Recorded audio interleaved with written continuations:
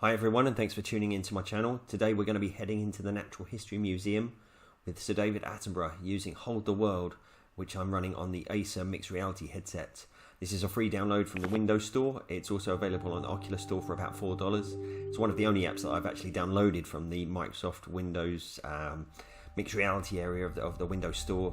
Obviously it's a little bit barren when it comes to VR content, but Hold the World is definitely something that's worth looking into.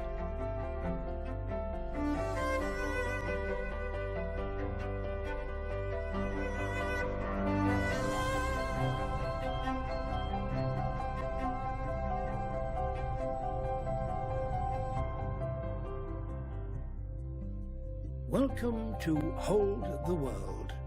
This wonderful museum houses many fascinating specimens, but today I've chosen a select few that I find of particular interest. So pick a room or pick an object. So the experience has 3 rooms with 6 artifacts. We're going to look at 2 today, and I'll leave you to explore the other 4 on your own. I think we'll start over here and take a little look at the Stegosaurus. Welcome to London's Natural History Museum.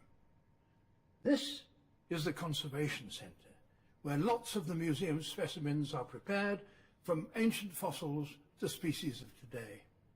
In fact, if you look around, you'll see various parts of a giraffe skeleton being prepared for display in the museum. Have a look inside these drawers, and I'm sure you'll find some intriguing specimens. So as you can see, the app uses this amazing volumetric capturing, probably the best example of it I've seen so far, to bring Attenborough to life, but also to capture the actual spaces. And it's amazing to get this opportunity in virtual reality to step inside these places where the public are not normally available and to interact with artifacts. This is a skeleton of a plant-eating dinosaur that roamed the warm, dry environment of North America about 150 million years ago. It was discovered in a quarry in Wyoming in the United States in 2003. Right now, it's 1/75th of its full size, which in reality is about the same as that of a rhinoceros skeleton. No one knows its sex, but the museum have given it the nickname Sophie, so we'll assume that it's a female. It really is amazing to be sitting here with Attenborough. It genuinely feels like you're sitting here with the man. Which is obviously something that I very much doubt I'll ever get to do in real life. It's yet another example of virtual reality allowing the impossible for students. So when it comes to the interaction, you can see I can pick up the artifact. I can use the 2 hands together to scale it. I can turn it around, and then there are different focal points which I can stare at. Look at the size of those to interact in comparison to the front ones. The earliest dinosaurs walked only on their 2 hind legs.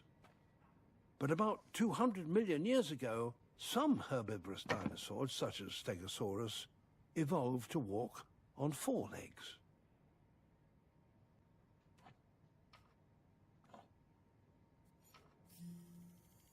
Scientists once believed Stegosaurus had a brain about the size of a walnut, which gave it a reputation as being somewhat dim-witted.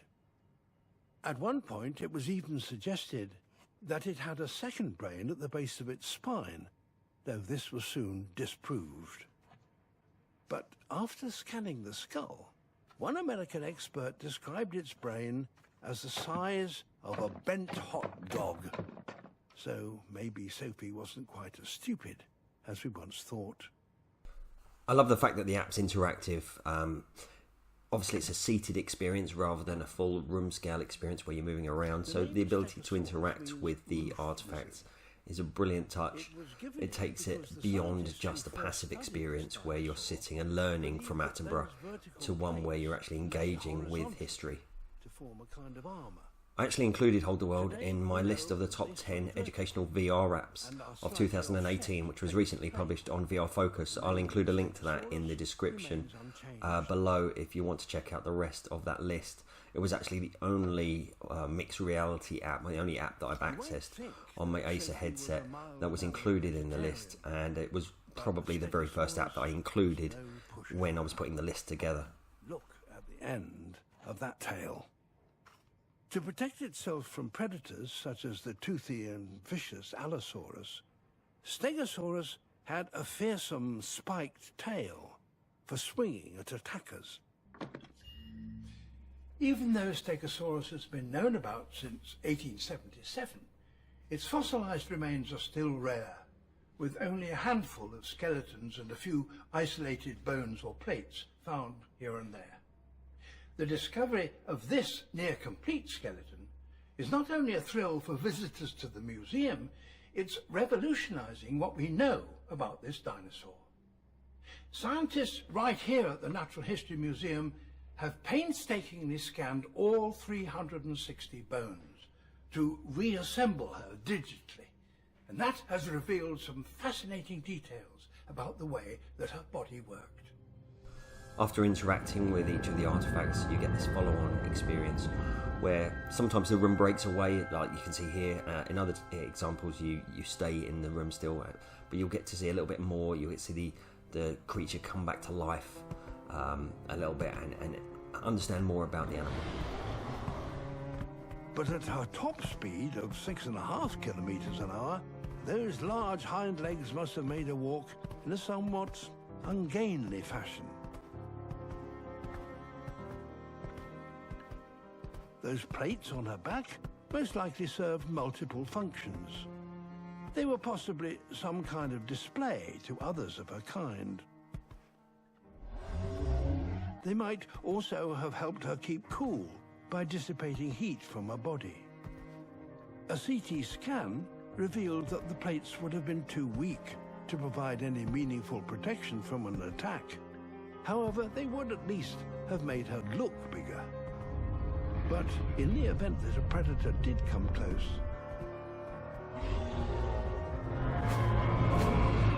those spikes on that tail were far from passive. That reminds me of the bit in the Blue when the whale's tail swings towards you. I actually moved backwards a little bit there. So what you're going to see now is the room will rebuild around me, which is pretty cool. And then this part of the experience is over. I could stay in the same room and open the other drawer and interact with the content that's inside that drawer. But I think what we're going to do is we're going to go back into the main hall and choose one of the other rooms for the second of the 6 experiences. Remember, I'm only going to look at 2 of the 6 in this video. I'm going to leave you to explore the other 4 on your own. So I think we're going to go into this door and we're going to have a little look at the pterosaur.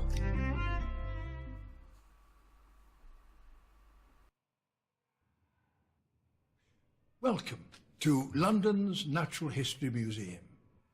This is the Earth Sciences Library. Members of the public aren't usually allowed in here. It's full of books about geology and minerals and rocks. But in these drawers today, there is a special selection of objects from elsewhere in the museum's collection of 80 million specimens, ready for you to explore. I think I'm trying to open the drawer a little bit too early here. Something that I also really like about this experience is the fact that it is broken down into small chunks. Something that I've spoken about before is the fact that quite often VR experiences which are aimed at the classroom, which are educational experiences, they can be quite long. And the problem with experiences that are quite long is that it's often quite hard to facilitate a large group of students to engage with that experience. Whereas something like this, you've got these short sort of 5-minute long bursts where different students could come and interact with different artifacts, perhaps then sharing their ideas, sharing their experiences, sharing their findings, and comparing the different artifacts that they've engaged with. It certainly looks very fragile. Clearly, it's the upper jawbone of some kind of animal. But what kind? If you pick it up and have a closer look, there are clues. I love that it's encouraging you to be a detective, to try and figure out what it is that you're holding in your hands, to try and understand in the same way that an archaeologist, a historian, would look at an artifact like this. Eyeballs are too soft to fossilise, but eye sockets can show how big an animal's eyes were. Could those huge eyes mean that it was nocturnal, or were they simply because they gave great accuracy for hunting during the day. The graphical quality of the models is just amazing, and in fact the entire experience is stunning. It's so well made. A really, really first-class example of educational virtual reality. Curve inwards like a hook. What could that bump on its snout be? Was it a defensive horn, a way of cooling off, or perhaps a means of attracting a mate?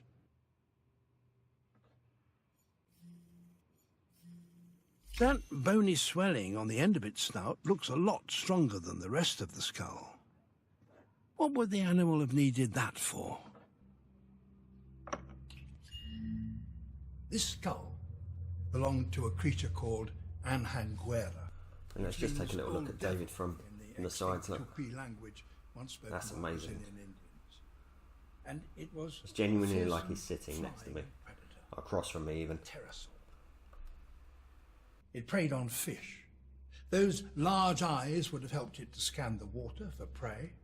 The tip of its snout was strong enough to withstand a high-speed impact on the water, and those hooked teeth enabled it to keep hold of a slippery fish. Clearly, in life, this was a very unusual animal. It was much larger than any modern flying creature, and unlike anything on Earth today.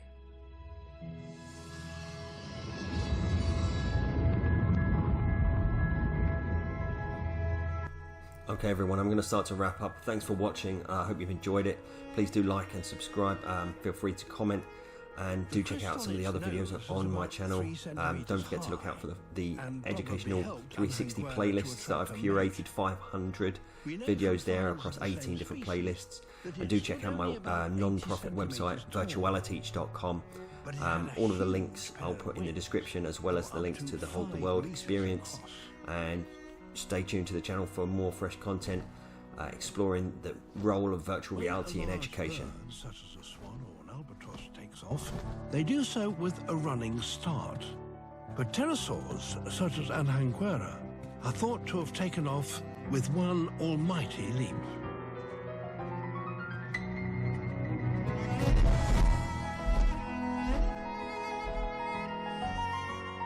Detailed analysis of the skull shows that the specific parts of the brain